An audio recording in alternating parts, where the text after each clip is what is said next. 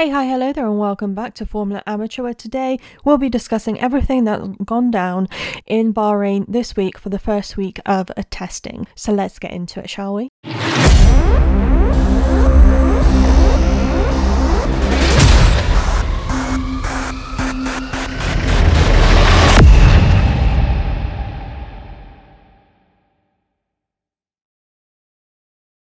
Okay, first of all, we'll talk about a few of the takeaways that we can take from this first week of testing. And number one being that Aston Martin are either majorly sandbagging by being really slow in comparison to others, or they are the slowest team going, which may be more possible than the first option, because they are 4 months behind on their ability to work on their car due to their factory building, and also the fact that they couldn't get Adrian Newey to start quicker due to the regulations around how long garden leave should last, and also when Red Bull was able to release him from his contract.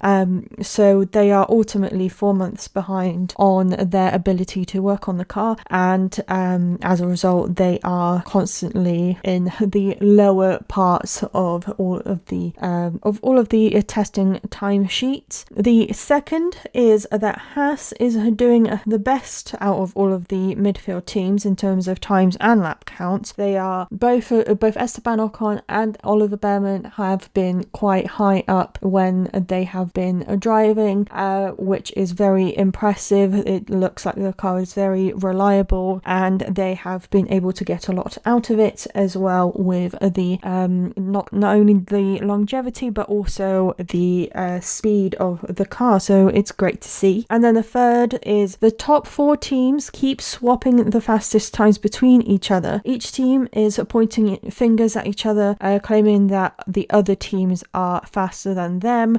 This is another way of sandbagging, which is basically trying to pretend that you are doing worse than you actually are, to not give away any tips or tricks to other teams so they can gain an advantage on your own knowledge. So the top 4 teams being McLaren, Mercedes, Ferrari and Red Bull, they're all pointing fingers at each other, saying no, we're not fast, but they are.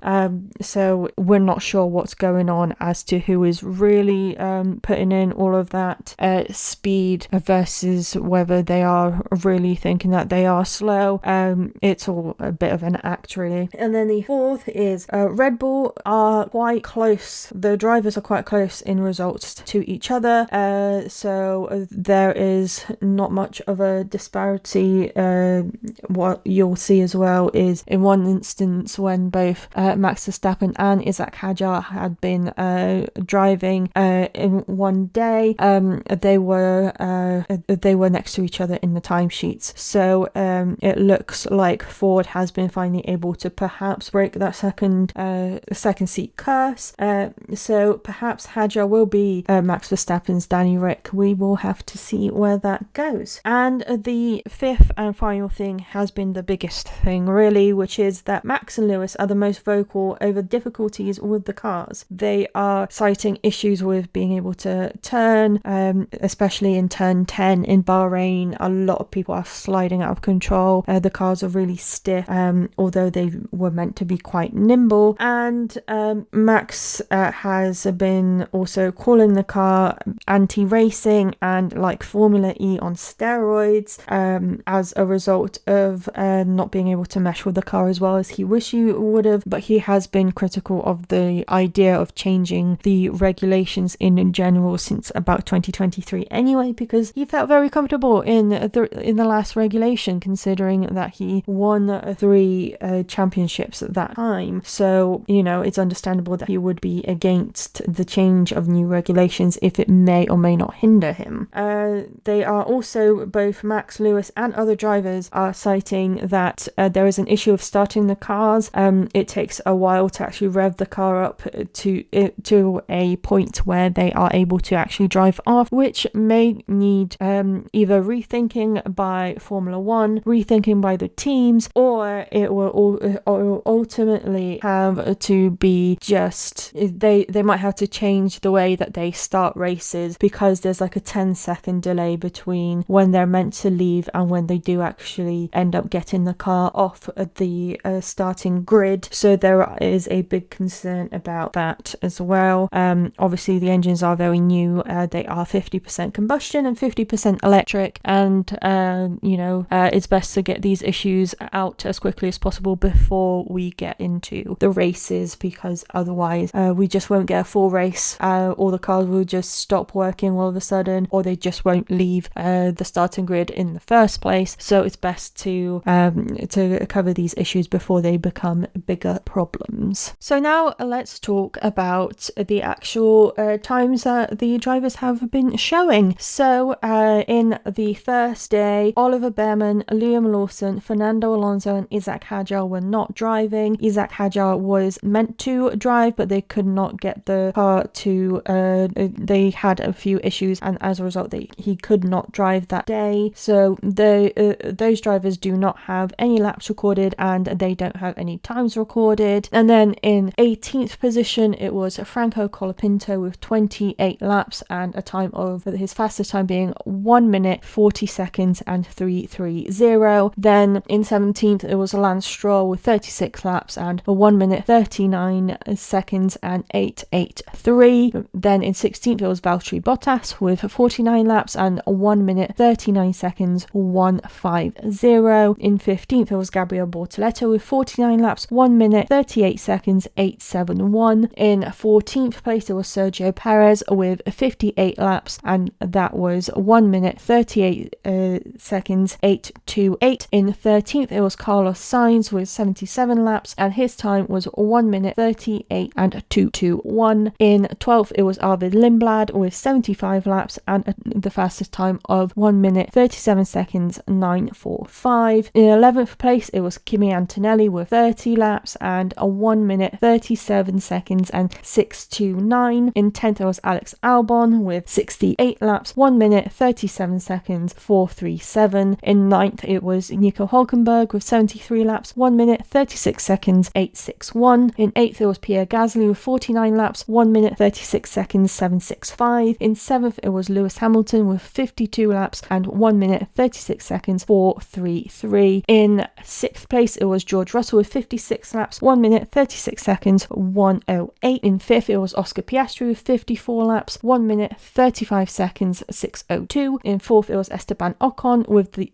the second highest amount of laps with 115 laps, 1 minute 35 seconds 5:78. In 3rd it was Charles Leclerc with 79 laps and 1 minute 35 seconds 1:09. In 2nd it was Max Verstappen with 136. He had the most laps and his time was 1 minute 34 seconds 7:98. And at the top of the timesheets it was Lando Norris with 58 laps and 1 minute 34 seconds 6:69.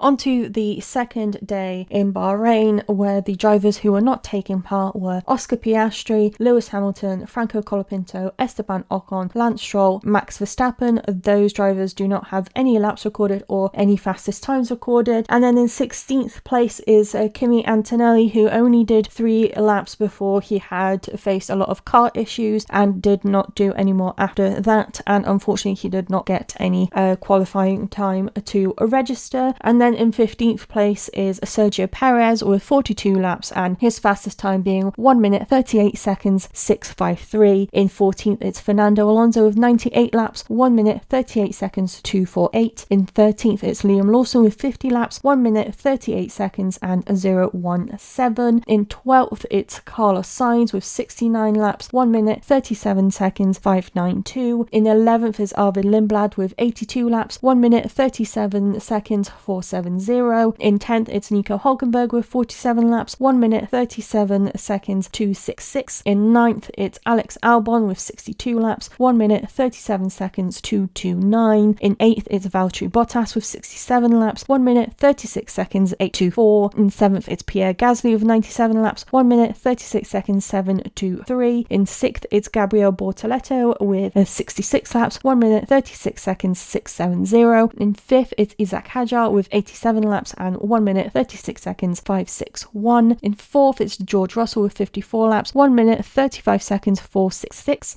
In third, it's Oliver Behrman with 130 laps, and that's 1 minute 35 seconds 394. He has the third highest amount of laps. In second, it's Lando Norris with 149 laps and 1 minute 34 seconds 784. He has the most laps of the day. And in first, it's Charles Leclerc with 139 laps, 1 minute 34 seconds 273. Charles Leclerc is one with the second highest amount of laps for that day. And now we go to the final day of the first week of Bahrain testing, with the drivers not taking part being Arvid Lindblad, Charles Leclerc, Fernando Alonso, Pierre Gasly and Lando Norris. Those drivers do not have any laps recorded or any times recorded. So the slowest time was by Valtteri Bottas in 17th place with 37 laps and 1 minute 38 seconds 772. In 16th, it was Lance Stroll with 72 laps, 1 minute 38 seconds 165. In 15th, it was Gabriel Bortoleto with 60 laps, 1 minute 37 seconds 536. In 14th place, it was Sergio Perez with 67 laps, 1 minute 37 seconds 365. In 13th, it was Carlos Sainz, 68 laps and 1 minute 37 seconds 186. In 12th, it was Liam Lawson with 119 laps. His time was 1 minute 36 seconds 808. And then in 11th, it was Alex Albon with 78 laps, 1 minute 36 seconds 665. In 10th, it was Nico Hülkenberg with 58 laps, 1 minute 36 seconds 291. In 9th, it was Oliver Behrman with 70 laps, and that's 1 minute 35 seconds 972. In 8th, it was Franco Colapinto with 144. He has the third most highest laps recorded that day, and his time was 1 minute 35 seconds 806. And he also did have a car issue at the end. He also almost drove the car into a wall when he was trying to warm up the tyres right before the practice start, and then could not even make it to the corner and just stopped the car there.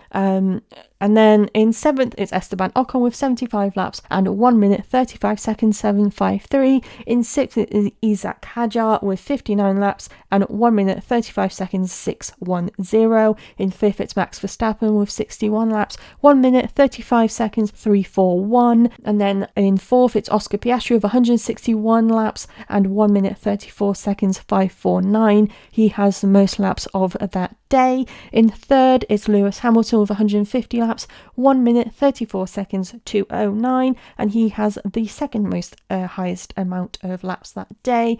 In 2nd is George Russell with 78 laps. His time was 1 minute 33 seconds 918. And in 1st, it's his fellow teammate Kimi Antonelli with 61 laps and 1 minute 33 seconds and 669. So as it is testing, take these results with a pinch of salt. Everyone is running different programs, so this could mean anything and everything. So we'll see how it turns out in Australia on my birthday on the 8th of March. But before we do that, we still have a few weeks more of the season lead up, so please join me for that and more. Thank you so much for listening to another episode of Formula Amateur or watching on YouTube. I hope you have a wonderful rest of your weekend, and please don't forget to check out my lovely colleagues on the Be The Change Media Network. Please check out BeTheChangeMediaNetwork.com. A lot of new stuff is coming on there, so please check it out. And as I said, have a lovely weekend, and I'll see you next Saturday for week 2 of Bahrain testing. So I'll see you then. Goodbye.